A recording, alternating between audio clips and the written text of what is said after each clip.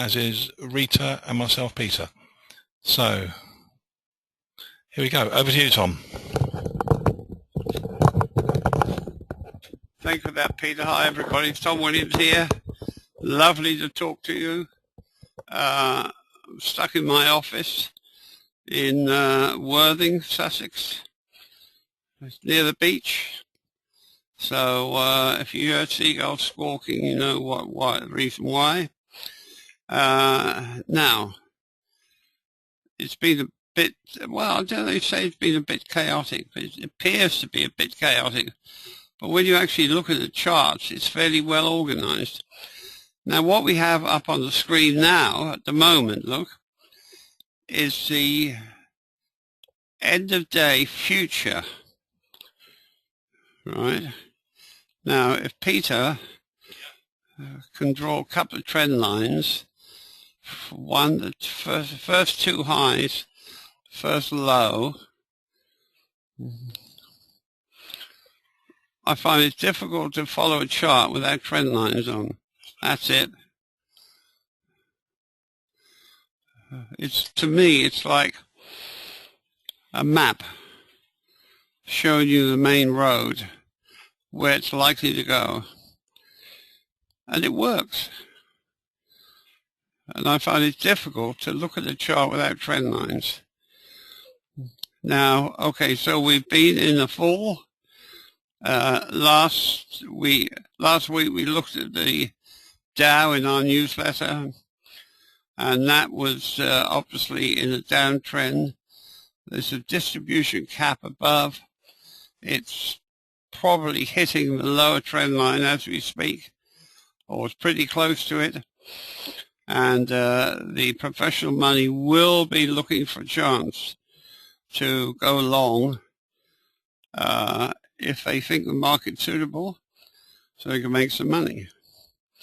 Now here, the future is important because the future will follow the cash market. And clearly we have a distribution cap up here. There's selling here. Bit of high volume come in. No demand. Confirming that. Now, admittedly, there's a green arrow here, look. But that's because the data looks like a test. But this is where you have to be careful, right? Because in the background, you've got weakness. You've got supply there. High volume and up bar. The spreads are narrowing. You've got no demand, blue up bars. Now, this looks like a test. Okay, so what happens? The next bar goes up, admittedly, on the back of that test. But however, look at that volume. If that's not no demand, I'll eat my hat. There's absolutely no enthusiasm at all for the upside. So as you analyze these charts, you've got to be aware of all that type of thing. So immediately, no demand, they turn around, and here the red bars come in. Now, this here, look, widespread down, a red bar, look, widespread down, close near the lows, on an increase in volume, or slight, as it pushes down through a former area of support, indicates lower prices. In other words, it's a bearish indication. So a widespread down, close near the low, a slight, well, there's not even an increase in volume really, it's average. But it's a huge widespread down as it pushes down through a former area of support. Now there's a whole area there, look, of support. That's bearish. So you have to be careful. Okay. And if you ever see a green arrow, a next bar has to be up. And of course it's down, so that nullifies that. There's a blue up bar, look. But look at that low volume. No demand. So you know that's not really going anywhere at the time. Markets don't like increase in volume high on these blue up bars. Down bars, yes, but in that bar, look, there's a fairly clear high volume there. Professional money see that, and immediately, right, although the momentum, the market goes up next day, it goes up on narrow spread, low volume, look, no demand. So they marked it up on the back of that, but there's no demand. So it's falling down here, look. Markets don't like these high volume up bars, blue. So it doesn't look as if it's going anywhere at the moment. And you would expect this bottom trend line to be hit at some time. Right, now please, if you've got any questions before we go to a different chart, I thought we'd go to the S&P 30 minutes. I was looking at it, it seemed quite interesting. Please type your question in and Rita will read it off.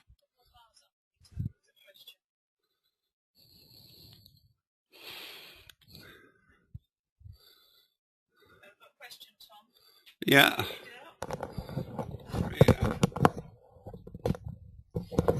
Hello, George. George has got a question on the S&P. He says, has there been any high volume up bars in the background which would indicate climactic action and the beginning of distribution? We were talking about that, weren't we, Tom? That we hadn't seen them, any high volume. We hadn't seen any sign of... Well, he's saying,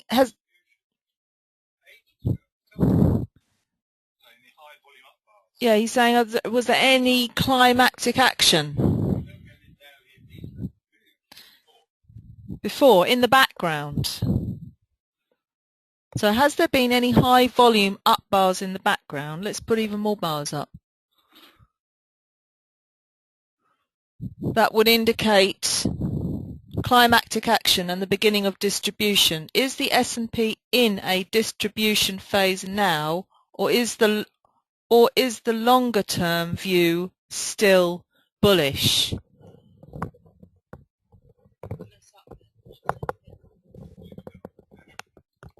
We're better off with the cash. Can you put the cash up, Pete? That's it.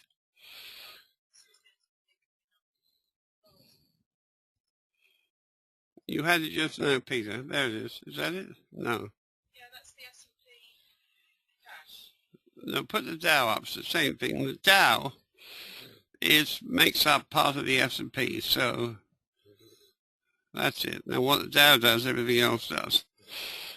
Okay, now this distribution area has been formed. It's up here, look. And if you had a point figure chart count, you take your count, say from here, right across here to there. And then that will give you a very, very good idea where that's going to. Now, unfortunately, I don't have a point figure. But the distribution is here. Now, as you say, it's not really all that obvious. There's a bit of high volume here, though, isn't it? There. Is that right, Rita? That's high volume on a down bar. There's a bit more here, blue. Obviously, but knowing these point and figure charts, the weakness would have started right about here somewhere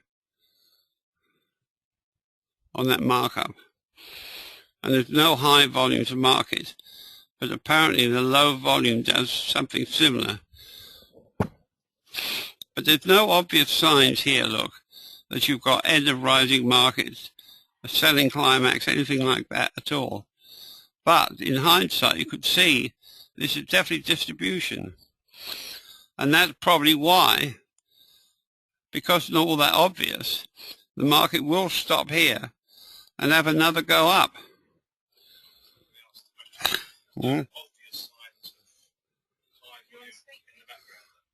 Is there? There isn't, no. Well, that means that it was definitely distribution up there. Otherwise, the market couldn't have come off like that. But what that means is that the market will probably hit this lower trend line, which we're expecting. There'll be some accumulation going on then, and you'll get another attempt to go up again. But it can't possibly go into a huge bull market. This market's been moving up and down, which is fairly clear to see, especially in hindsight. But there's no clear, obvious climactic action at the top or end of a rising market.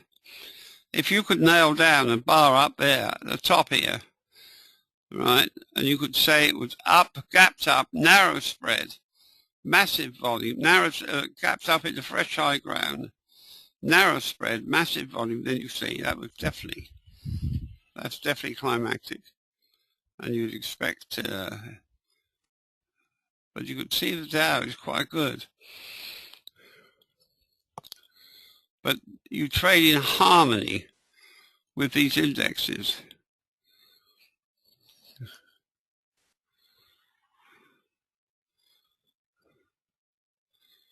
I wouldn't be at all surprised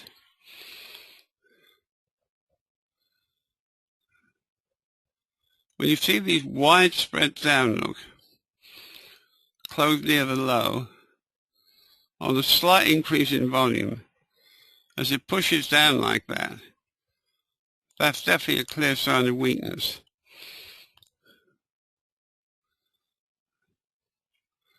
Now, let me just, so I could see the end of it better.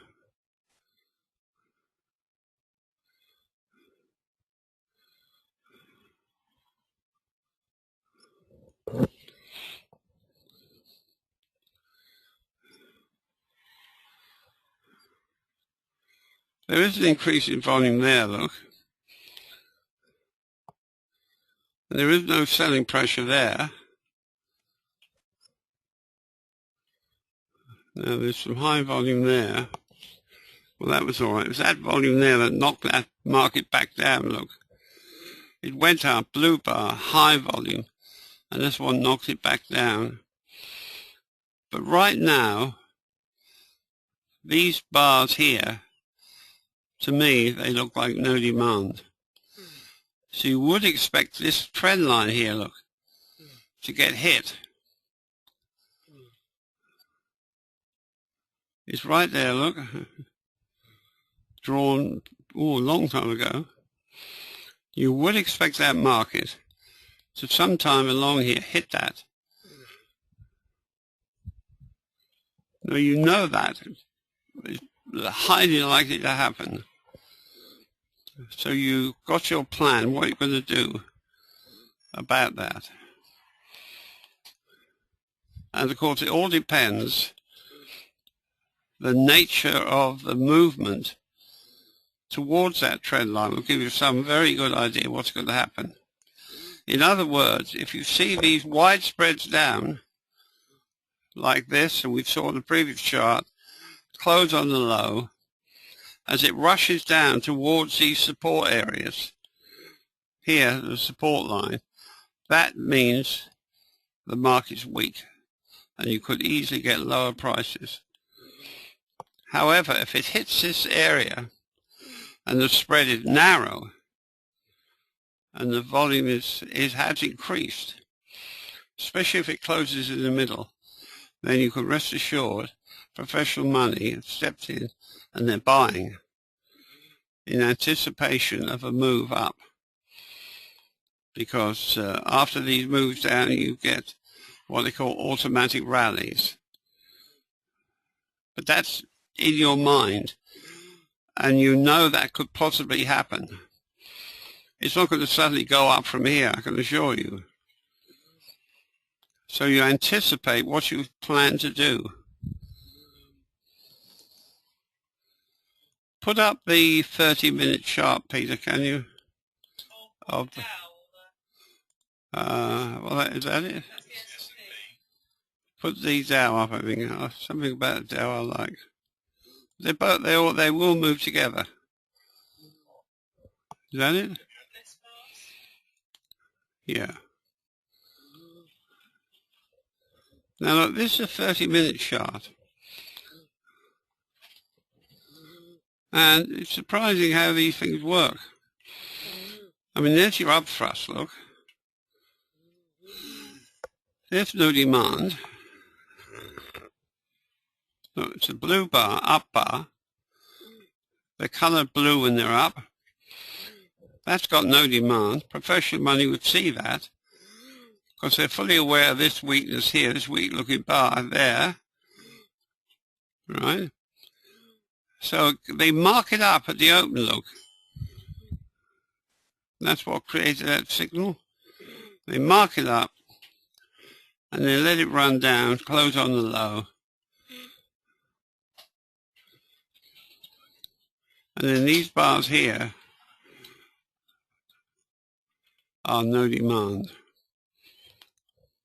Look at this one. If you're sitting there and you're watching this, and you see you've got this behind you, these nasty looking falls, and then you get a little automatic bouncing effect,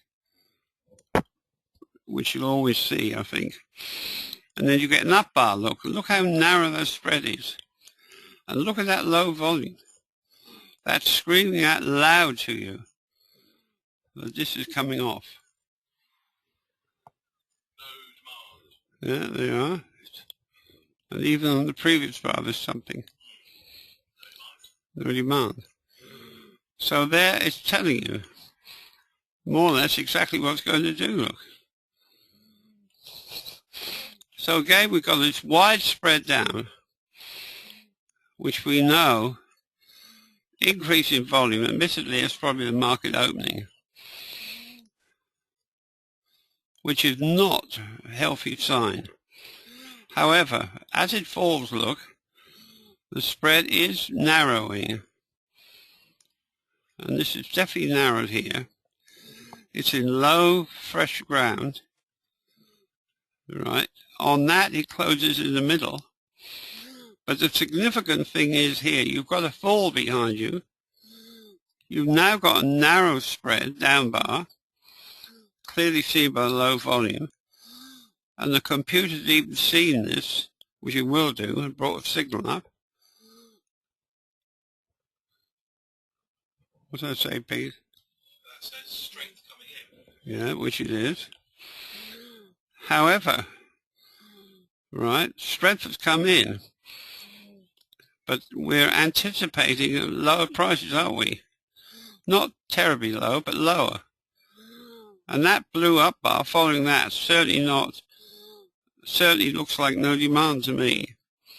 So you would expect this level here, I'll draw a line across there, that level to be tested. And if you see a down bar somewhere along here, the volume's low, that's liable to go up. And don't forget it's Friday. They do their utmost to mislead as many traders as possible on the actions of Friday, because they know the media will grab it. The TV programs, they'll all be automatically misleading you with their reports. And that goes on. Now, they're not doing it deliberately.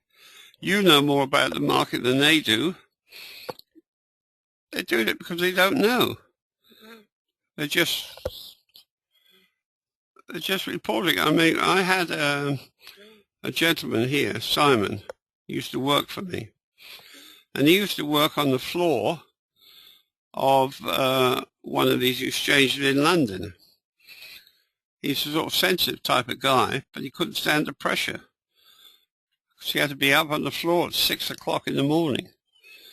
Anyway, they send out news bulletins. And of course the guy was ill one day, and the boss came to Simon and said, "Simon, take over the news desk, please." And Simon said, "I don't think about news. Oh, it doesn't matter. Make it up. I think it's quite serious. You meant that. So don't believe everything you hear or see about the market. That's why I always say you can't really trust yourself. You certainly don't trust other people. Never trust anybody else. And you can't even trust yourself, because all this news is pouring out. You can't help but listen to it or absorb some of it. And it's all giving you false leads. So you, in turn, form a gut feeling that's not correct. It happens all the time. You obviously must have experienced that. You look at the chart and you think, oh, that looks like it's going to go up, but this little fall. That's the reason. It's because you can't help but absorb all the false information that's pouring in at that moment, at that time, about what's going on. And you form this feeling the market's going to go up or even going to go down, and you're usually completely wrong. Now, please, any questions about this chart?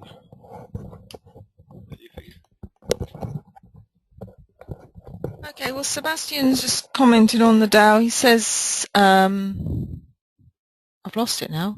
All right. The selling on the Dow has been gradual and not sudden. The sellers persistently overcame the buyers, and there was no good news for a climax.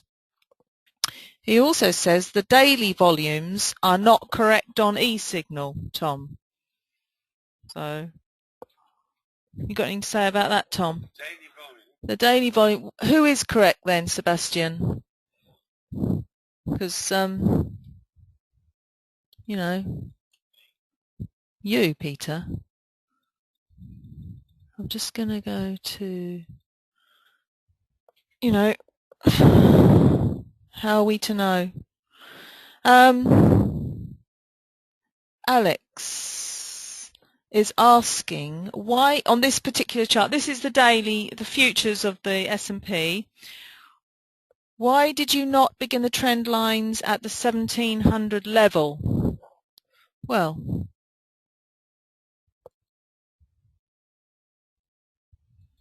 Tom, why did we not begin the trend lines at this level? Up here? Well, higher. Higher? Oh, up there? Yeah, we could have, couldn't we? Well, What?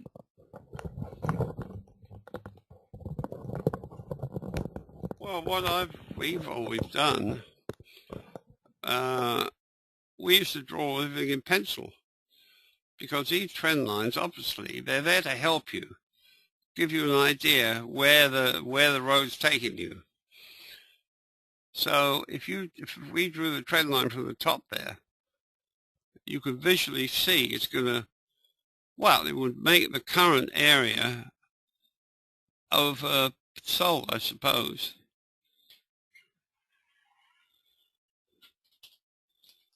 Which is that any help to you? So what we used to do was just literally follow the rule. In a downtrend, the last two highs in the first area of support will give you a fairly accurate trend line. But you can draw trend lines any way you want. You can draw them from the top, there's no reason, but it will alter the picture slightly. You'll be oversold or overbought. But trend lines do work. I just feel there's something missing if I don't draw trend lines on a chart.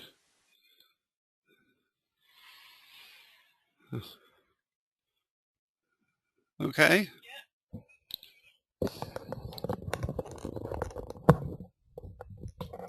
Yes, and Brian reminds us that eSignal's daily futures volume is always 1 day late. The volume for today appears on tomorrow's bar.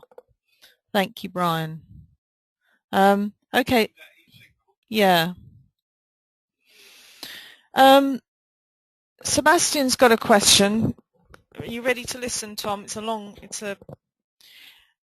When you did the Wyckoff course, did you pay any attention to bullish and bearish waves? And if so, did you measure the length up waves against the length of down waves? And did the trading syndicate use them to measure strength or weakness in a stock or index? Accumulation and distribution was never used by Wyckoff. Bob Evans coined the term, but Wyckoff did refer these terms when referring to point and figure charts. Did you catch that, Tom? Yeah.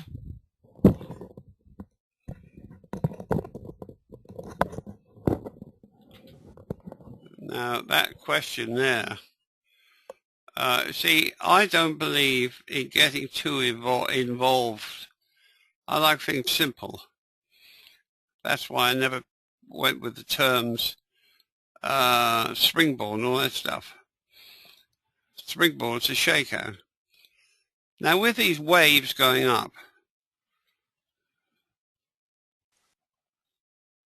I know whether it was Wyckoff or Bob Evans in the Wyckoff course talking about these waves up, where the wave gets narrower. What he's saying is that the spread of the bar is getting narrower. Now, you would see that visually, or do you want to go to all the difficult task of trying to figure out, is this wave narrower than the first wave? To me, I thought it was unnecessary. But if you want to go that route, go it. It sounds like David Weiss talking there, because I think he believes in these waves. Syndicate use it, Tom? Oh, no. Okay. The syndicate never used that. No, they were hot on the trail of accumulation, removing the floating supply. That's all they were interested in a targeted stock. They weren't interested in all that stuff. And of course, they powered their way through business. And that's why they have syndicates.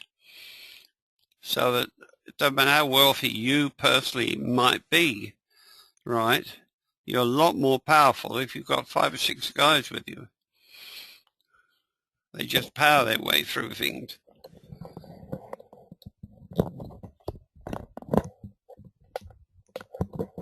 Stephen asks, hi, does Tom mainly day trade for a number of days or mainly intraday, as I notice he often looks at daily charts?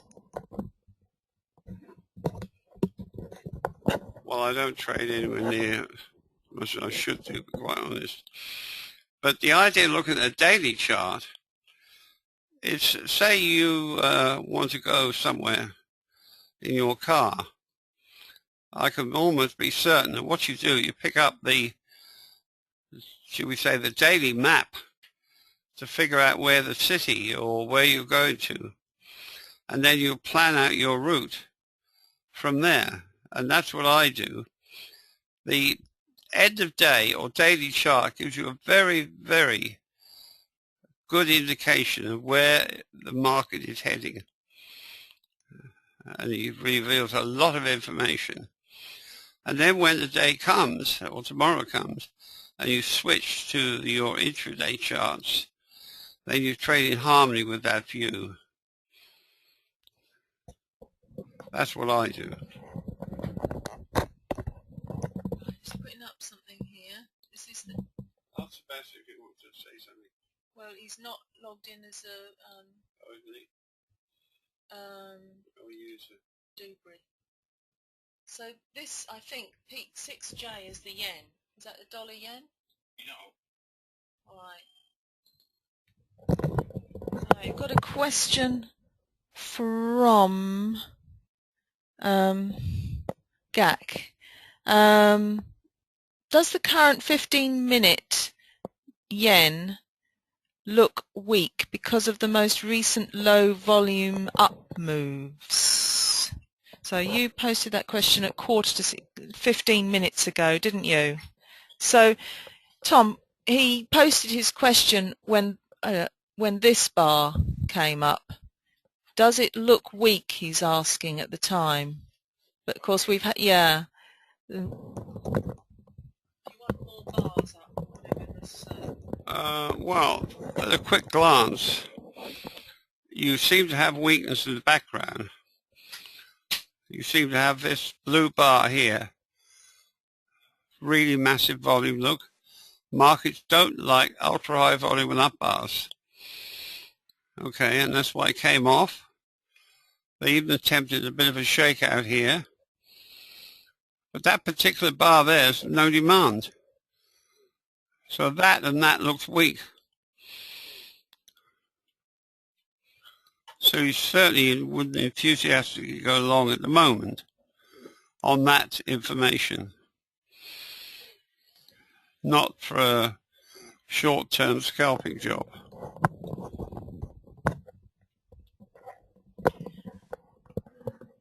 Okay, hang on.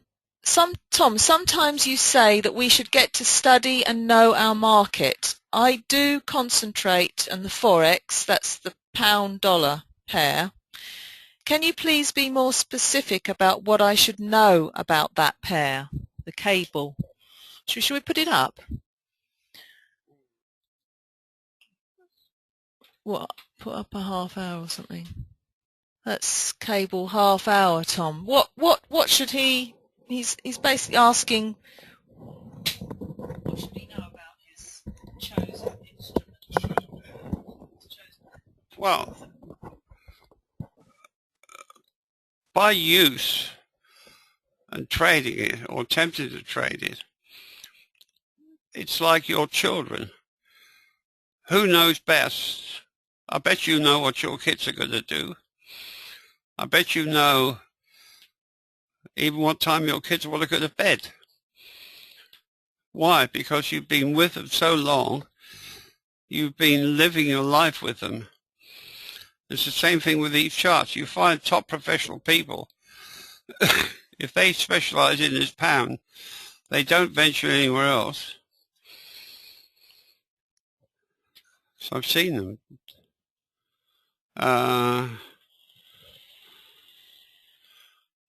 First of all, I'd like a trend line on here. Peter, could you draw it to first two highs, first low?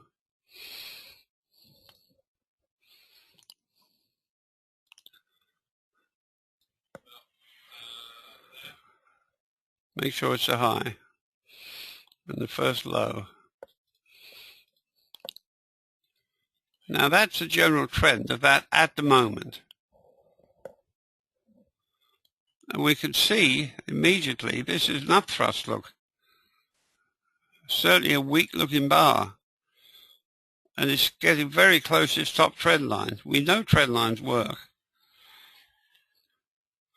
This here looks weakish. It's gone up, no demand look. It's rounded over a bit. These are called of internal upthrust really.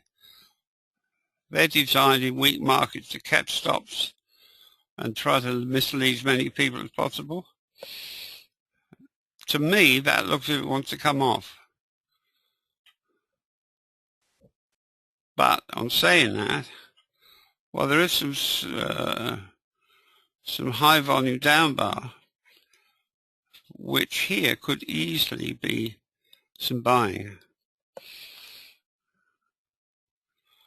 But with the yen, it's so liquid that you probably need quite a few high volume down bars before you could say they're definitely buying that. But that's what I mean by getting to know your chart, getting to know your instrument that you're interested in.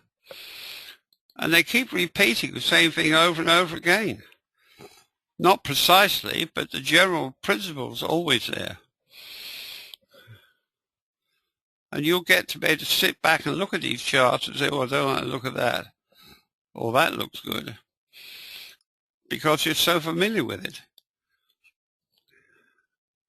Just like your friends, human beings. Friends that you know, or your children, better still. Right? They will follow the similar sort of pattern of behavior time after time, and you will automatically recognize that behavior and more or less know what they want to do. And I can assure you that these instruments are the same, because the same lot of people trading them.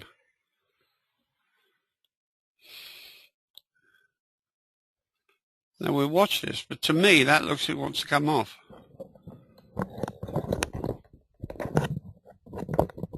Funny you should say that, because last week I was working in a different town for a different firm just for that week, and how human beings are creatures of habit. By day 2, 3, I knew when I turned up at this town in the morning at the same time that I would see the same people sitting outside the Costa Coffee talking to the same people, and people coming in and out. Everything was the same every single day. They were all doing the same thing, and I could predict what they were going to do by the end of the week, and now I kind of miss it. So Alec, oh hang on, Carlos on that chart. Carlos is saying, is that bullish or bearish? Because he's saying on that chart we have strong bars that stop the down move and an up thrust on the next 2 bars. So is it bullish or bearish? Well, there's certainly strength in the background. There's a sort of a setup there. Well, there is some strength here. We are in a downtrend though. But don't forget, the yen is terribly liquid. Yeah, so Tom's saying the yen is terribly liquid, so whether that's enough. Yeah, it's part of knowing your instrument, he said. Yeah.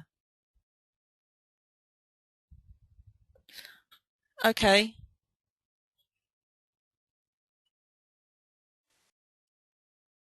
Okay. Oh, that's the pound, sorry. That's the pound, of course, Tom. We're sitting there talking, thinking it's the yen. That's the pound. And the pound is very liquid. Okay. Okay. Alex is saying, this may be unrelated, but how do you work for a syndicate in California nowadays, since I live by Beverly Hills? How do you work for a syndicate in California nowadays? He lives by Beverly Hills.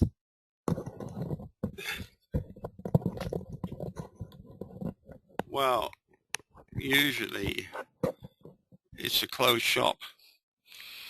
I mean, I only got in by sheer chance, because I had no money when I first went over there. I didn't know anything about the stock market. You're joking. Absolutely nothing. So it's not the sort of where you go down to the Labour Exchange and say, look, I want to work for a syndicate. You normally have to buy your way in, and even then you've got to find them. See, don't forget, syndicates are fairly well known. Lloyd's of London, the insurance company, you can join one of their syndicates, and the idea is that if you have a larger group as possible putting money into, they split up in certain areas, but you could be assured that the people in the know in the Lloyd's of London will put you in more dodgy syndicates, like aircraft crashes or something like that, or asbestos, or something like that. But house fires are the good ones. They probably keep for themselves. So it's a professional game. But I only got into the syndicate in Beverly Hills for, well, I won't tell the story again now, but lots of you have probably heard it. But I was good at technical drawing. That's how I got in. And I was drawing all these charts for them. Well, I say all these charts. They only followed 12, you know, because there were no computers. 12 charts were kept up to date with the point figure, and that's what they did. And, of course, the amount of money involved, that was ample for them, I suppose. But I worked there for 2 years before. I didn't have a clue what they were doing. I didn't know. I'd be quite honest, I didn't get really, really good at it until I decided to computerize it. Because to computerize the system, you've really got to put your thinking cap on, because computers simply do not understand you if you haven't got it right. They just don't want to know. which is that's what I liked about the idea of a computer. So I thought, oh good, that'll remove the emotions, that'll remove the gut feelings, you know, and all this. So I thought that can only be good news for people. And I enjoy doing it. Okay. Sebastian is reminding us, and it is something that cropped up in my mind just now, that is not an upthrust on that chart. It is a probe. It is a probe for higher prices. You only see an upthrust in a weak market, not one with strength in the background, which is absolutely correct. Yes, so we have strength in the background, so it's not an upthrust. You want to have seen high volume on up bars, very high volume up bars, of signs of weakness before you can say that's an upthrust. Right. Oh, Alex says, Tom, do they call them syndicates or are they called hedge funds now? No. What? They're not hedge funds. They're syndicates still. Chris says, a question that's a bit off topic. I've noticed the moon icon at the bottom of the screen over several weeks. What software is it? Do you pay any attention to lunar phases? Well, I think what Chris has put about this here, this is called Dolphin. And you know that Tom's eyesight is failing. It's a magnifying software. It's pretty powerful, so he can click onto that, and sometimes if you hear a pause during the webinar, he's clicked onto Dolphin and he's had to magnify the chart. It's a very handy piece of software, but we all blame it whenever we get technical problems with his computer. We always blame his Dolphin because it's quite a big piece of software, we think, and it's doing a lot in the background. But it's essential. Tom uses it a lot when he's looking at the charts.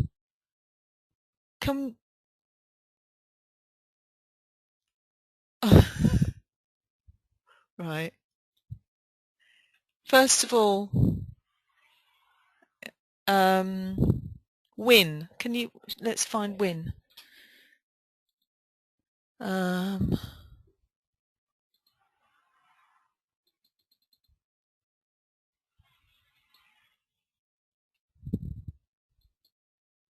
Win Resorts. This is Win. That's the long, bigger picture. Let's put up more just to show Tom what's going on with this chart.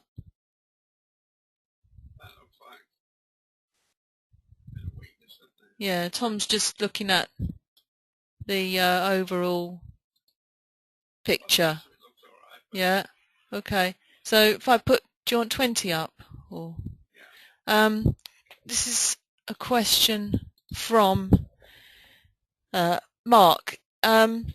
It has shown recent selling pressure on the daily chart. Should I expect more? Do you mean, I'm not quite sure what you mean, but... Well, I mean, I look at this chart and immediately it's pretty obvious. I call it an upthrust. But it's definitely a sign of weakness, isn't it? Now, there's so many other charts to pick. Why should I bother with something that's got a glaring sign of weakness like that? So, you know, why bother? That's how I would look at that. It's obviously acting stronger than the index. So there may be some potential there. You need to keep your eye on this. Because sometimes, you see, Rita was quite right just now, an upthrust is only an upthrust when you've got weakness in the background. Now, there's no weakness really I could see in the background of this chart. It's just simply a matter of they mark it up. It's run out of steam. It's collapsed down to the low. But I'm saying that strong stocks don't normally behave that way. So I would keep that on my watch list, but why should I bother too much with it? Now, talking about is that moon phases with that half moon at the bottom, must have been about 8 years ago. There was software came out, and whoever I had with me in the office working, we used to laugh like hell over it, because it was based on cycles of the moon and the tide, and that's what you timed your market entrance and exit over. And it was serious. It was quite publicized a lot, and it was fascinating to listen to, and the way they'd written it sounded very good. It was a load of rubbish. Absolutely. We'd sit there and laugh like hell over it. But that naturally drives a natural death somewhere along the line. But that was quite a big piece of software, I remember.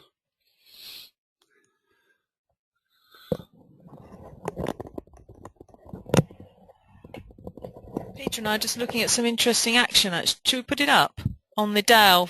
Put the 15-minute up. It says sudden move. Keep going right.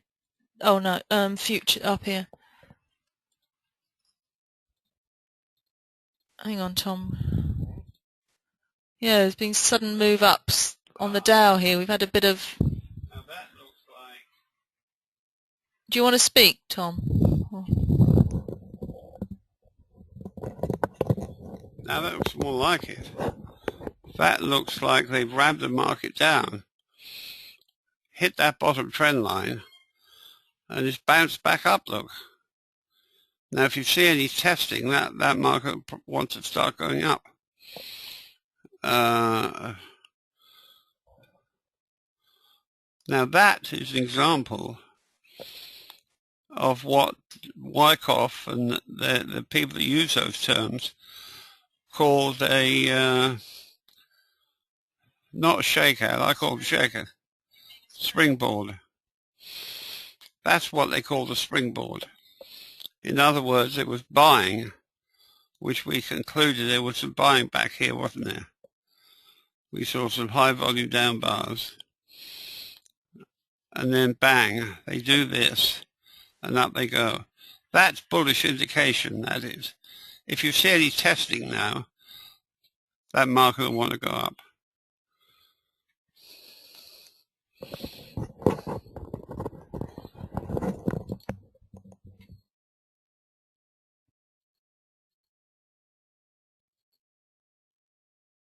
Where would USO be? Shall I go on the USO? Maybe I have to put it. I'll have to go on here.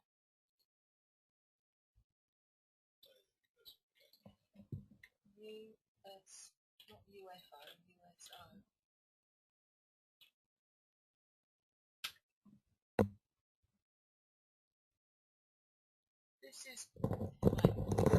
This is for Sergio. Can you look at USO? This is USO. Sergio, what are they? What is USO? Yeah, this is it. So do you want less bars? But it had this, and then we've had that. What do you? Right. Okay. So shall I put less bars up? Right.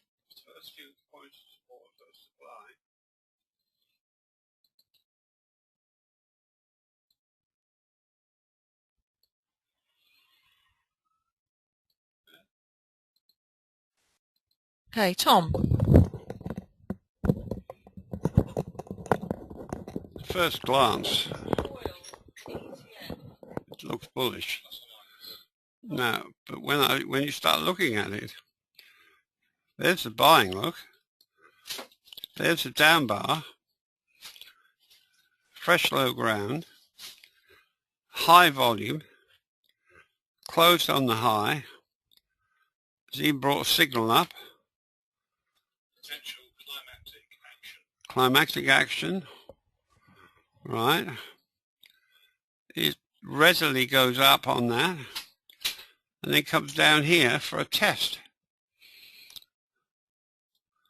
And there's the test down here, look. It's drifted off and there's no supply. And that's why it's gone up. Gapped up like that's fine. It's gapping up through the top here, these tops, which in this case is bullish. Naturally, you're going to have a little bit of selling up here. But if one of these bars comes down on very low volume, that's going to go back on up. Interesting. Nice looking stock. That's oil ETF long. Yeah. Sebastian says the previous question in Beverly Hills, he should watch Wall Street Warriors because there are firms in America that will train you and yet let you loose with real money if you make the grade. That's stocks, not futures. MB Trading, I think. Thank you, Sebastian. CLF Daily. Pete. For Pete. CLF. What is CLF, Pete?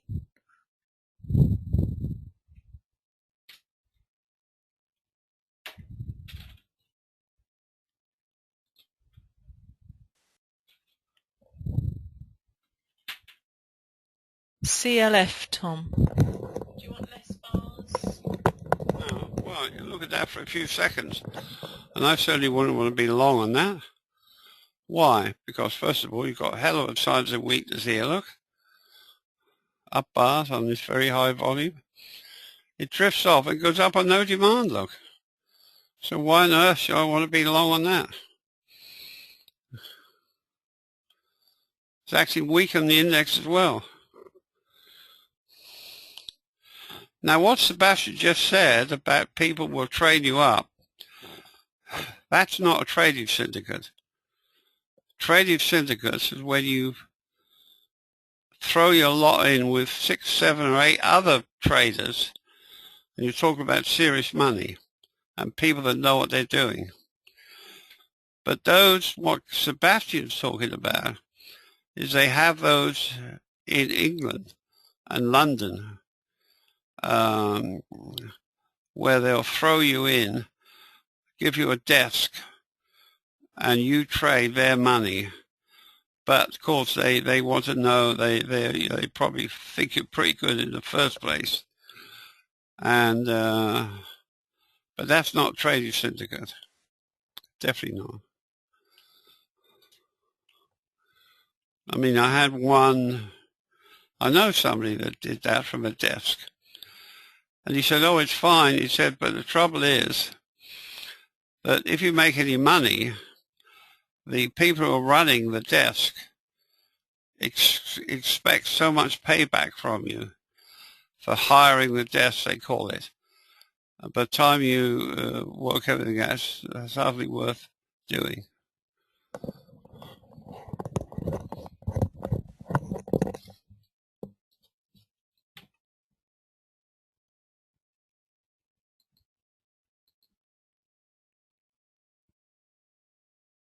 So this is that wind chart that you were looking at earlier, Tom.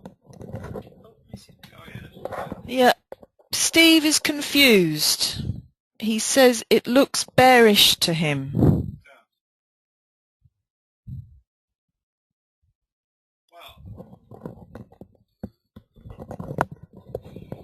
You're just looking at that, what looks like an upthrust, which is a sign of weakness. However, if you look at it, it's acting as strong, and if not stronger, than the parent index, which is a bit of a powerhouse in its own right.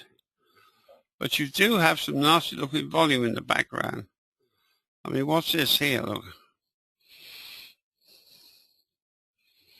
Potential buying climax. Yeah, you've got that's definitely weakness. And then you've got this. So you've got here a bit of a 50-50. You've got a stock that's acting strong with the index, so you must know something about it. But the trouble is, when they've had these rises like this, the people behind the move will want to take profits somewhere along the line. And there's just them doing it. Certainly looks a bit dodgy to me. I wouldn't be interested in that.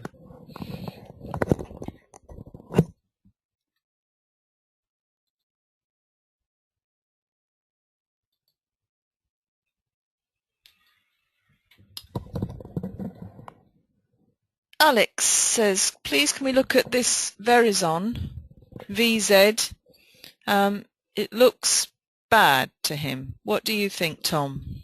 So that's it. That's the overall. Just a stock.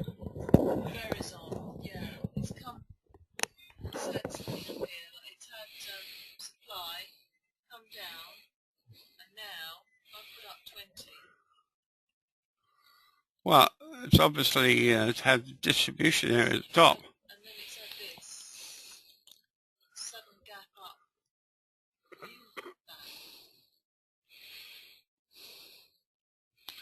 Well, where's the buying here? I can't see much buying at the bottom here.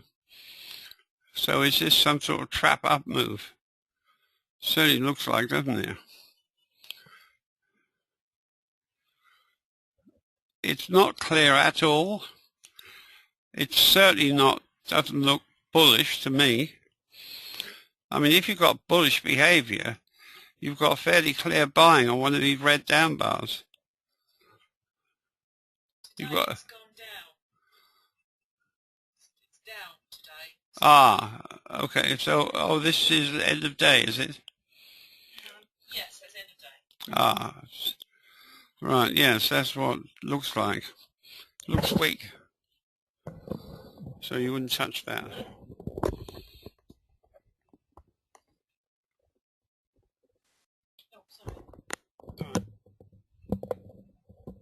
Peter says news is that Verizon is said to be taken over by Vodafone.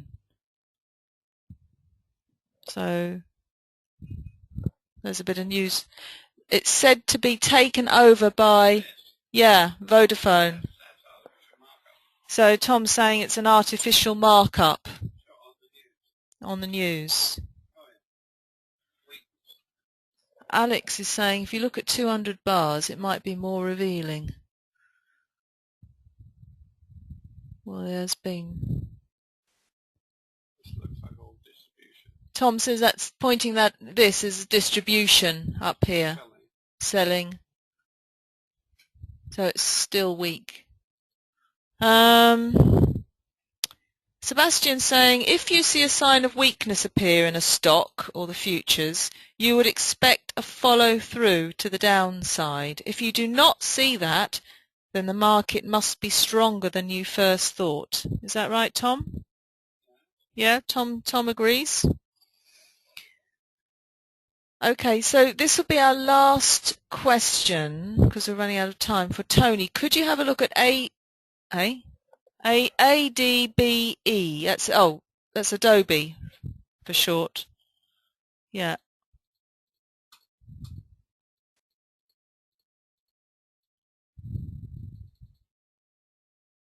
Keep going.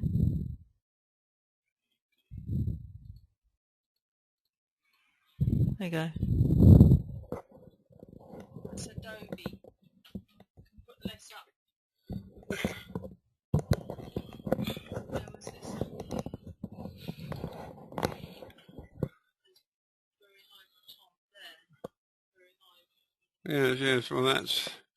Well, again, you've got looks like a distribution cap at the top. And here, it's pretty obvious. It looks like no demand. Topped out by supply overcoming demand bar. So you've got to assume that's weak. That particular stock. Certainly not a stock I'd be interested in.